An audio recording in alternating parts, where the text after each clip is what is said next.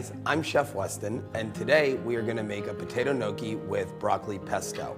To start things off, we're gonna get our potatoes going in the oven at 375 degrees. They'll go in there for about 45 minutes, depending on the size and shape of your potatoes. Always try to use potatoes that are the same size, same shape, and they'll give you more even cooking. We're gonna cook ours on a bed of rock salt today, which is gonna allow for the potato to cook evenly all the way around instead of just getting stuck to the bottom, potentially too hot underneath the potato.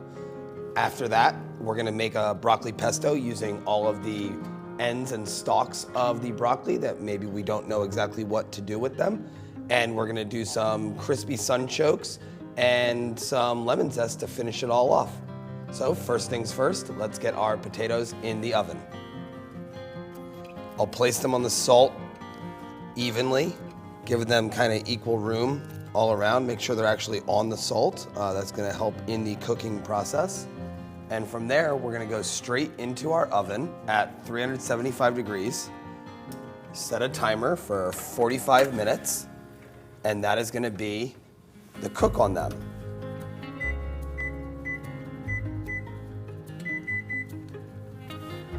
And on we go. So I'll see you guys on the other side for broccoli pesto. All right, guys, so while our potatoes are baking in the oven, we are gonna take this time and make our pesto sauce and fry off our sunchoke chips for the finished dish. For the pesto today, we are gonna have all the broccoli trimmings, basically everything that's not the nice green florets that we all love to eat, basil, Parmesan cheese, some garlic, lemon zest, and some olive oil. We're gonna build it in a hand food processor. If you have, a Pyrex food processor that plugs into the wall, that's fine. If you just have a hand blender, that's fine. Any way you would typically make pesto, this is gonna account for that all the same. So first what we're gonna do is take a healthy amount of extra virgin olive oil, just enough to cover the first blade in the food processor. From there, I'm gonna add 2 cloves of garlic that I previously rough chopped, and we're gonna blend this up to try to get the garlic as incorporated into the oil as possible. So now that we've got that in there, next step is gonna be to add some of the broccoli trimmings. I'm gonna maybe do 2 nice handfuls of this, probably equivalent to 1 stalk of broccoli, and I'm gonna blitz that in there just like we did with the garlic. You can already see that the broccoli is starting to thicken the oil that was in there previously. Don't worry if the color isn't as vibrant as you're used to. All that color is gonna come from the basil itself. I'm gonna check this right now to see where we're at with consistency, and we're pretty thick. So now I'm gonna add a little bit more olive oil to the mix. I'm gonna go ahead and add 1/4 cup of basil leaves to it, and we're gonna see where this takes us.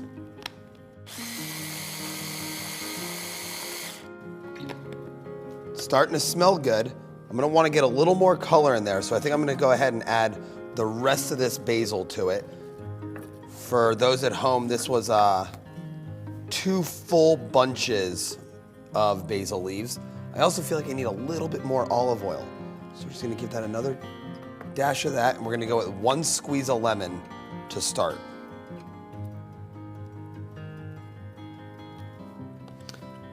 Attach our mixer one more time.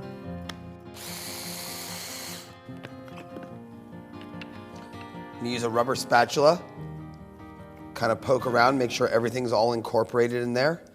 Seemingly it is. So at this point, I'm gonna transfer this back into a small bowl, one that previously had our basil in it. I'm gonna fold in Parmesan cheese and lemon zest. Look at the color on that, huh? Wouldn't even tell it was broccoli. Nice pesto in there. I'm gonna do 2 generous pinches of grated Parmesan cheese. I'm gonna do the zest of about 1/4 of a lemon. Then I'm just gonna fold this in here, set this aside. Hopefully our fryer is up to temperature, and we're gonna be ready to go with our sunchoke chips. Broccoli pesto.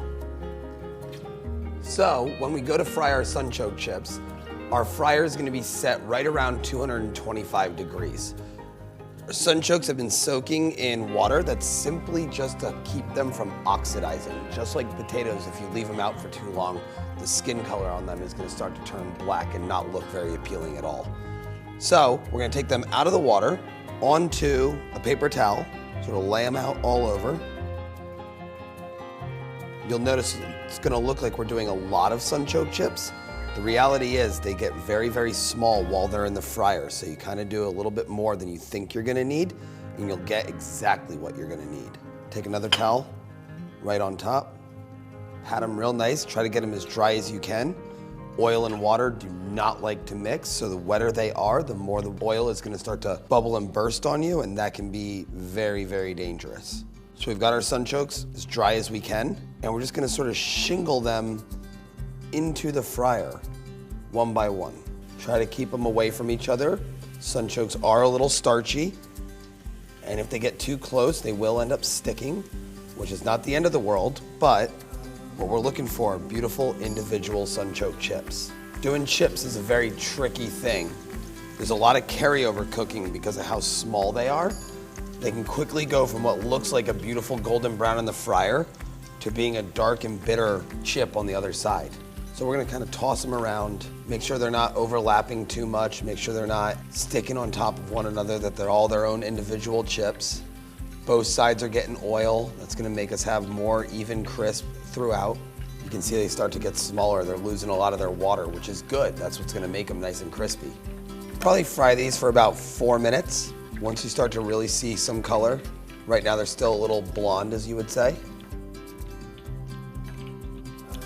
All right, there it is. You start to see that golden brown color coming through. You're gonna wanna go ahead, round them up as best you can. Give them maybe 10 seconds just for good luck. See them really coming together.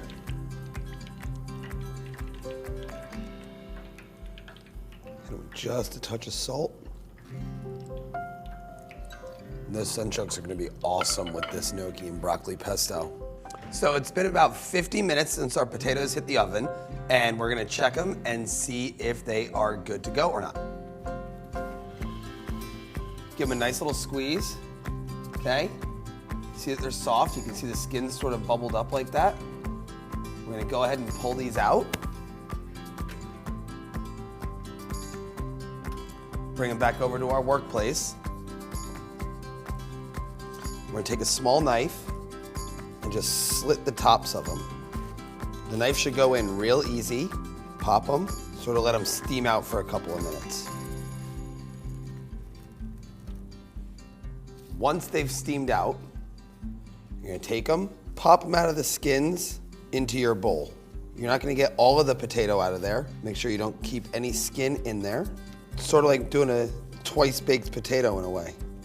So I always like to start with a little bit of flour in there and allow myself to sort of break up the potato. This is gonna start drying it out so it can take on some egg and some cheese. It's also gonna start working the starches in there to start to bind it all together. In total, for about 3 potatoes, you'll end up using just about 1.5 cups of flour. If you have a ricer at home, using a ricer kind of speeds this step up a little bit for you by breaking down the potatoes into a finer granule from the beginning. Throw some cheese in here, and we're gonna crack an egg. I always crack my eggs to the side of the bowl. That way, in case I break any shells, it's not going directly into the product. And now I'm gonna just start to knead this like you would a bread dough or a pasta dough. At this point, I should be able to start forming it into a dough. Transfer myself, floured surface, and start working it together. The dough should be really soft at this point.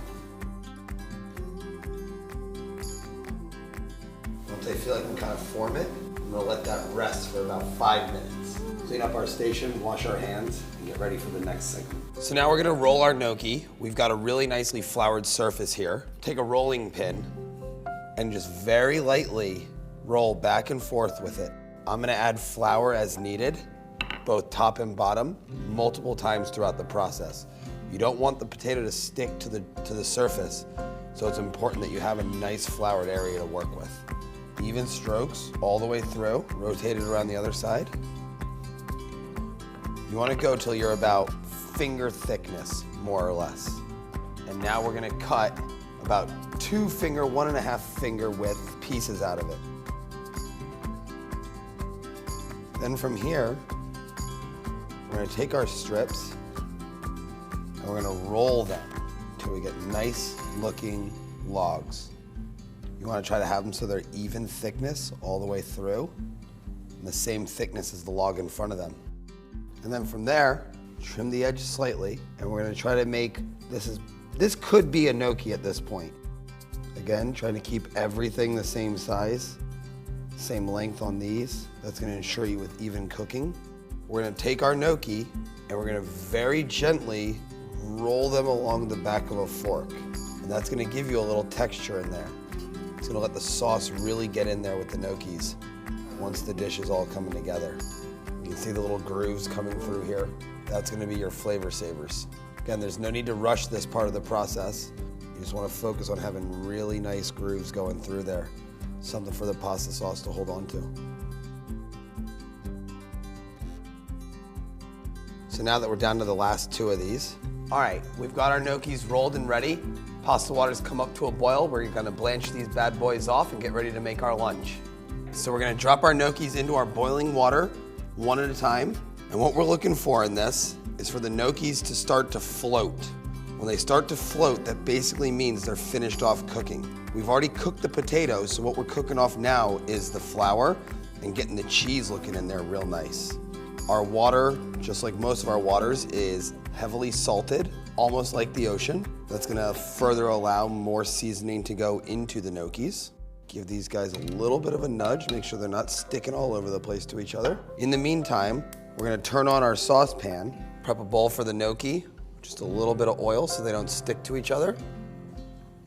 All right, they're starting to come to a float.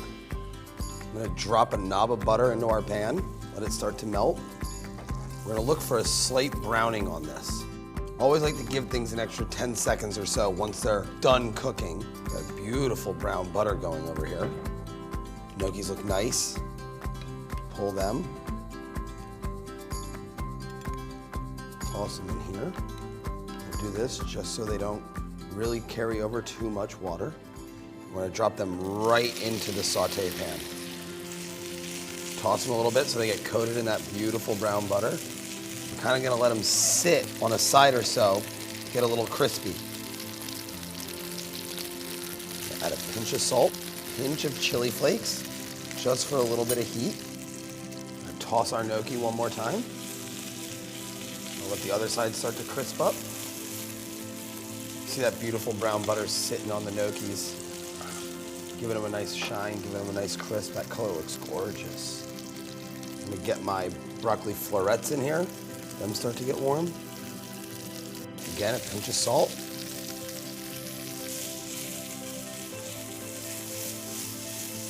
At this point, I'm gonna start adding some of my pesto. I'm gonna start with 2 really nice sized spoonfuls. I'm gonna remove this from the heat while I toss them. See the pesto start to coat the gnocchis really nice. We're gonna come over here, start doing 2 scoops of our pasta water, maybe 3. The pasta water has all that flour, all that potato starch in it. It's gonna help sort of thicken the sauce and keep everybody together. Add that. So you don't wanna cook it too long or your pesto is gonna start to turn brown. So about once we've hit this stage, we're gonna come over here and we're just gonna slide onto this plate. Get all of our sauce down there. Finish it off with some Parmesan cheese, right over the top. A little bit of lemon zest. Our sunchoke chips that we're just gonna sprinkle all over it. And then just a couple of basil leaves for that fresh basil feel. And then most pastas I'll always finish with just a drizzle of olive oil. And there you have it, guys. Potato gnocchi.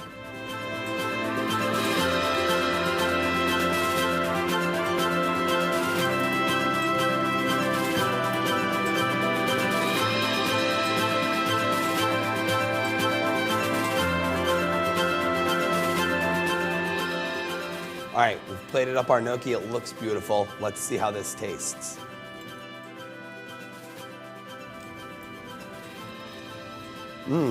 Potatoes are cooked perfectly. Little heat in the sauce. You get the nuttiness from the brown butter. The crunch from the sunchokes is a really nice touch. You guys are really going to enjoy this.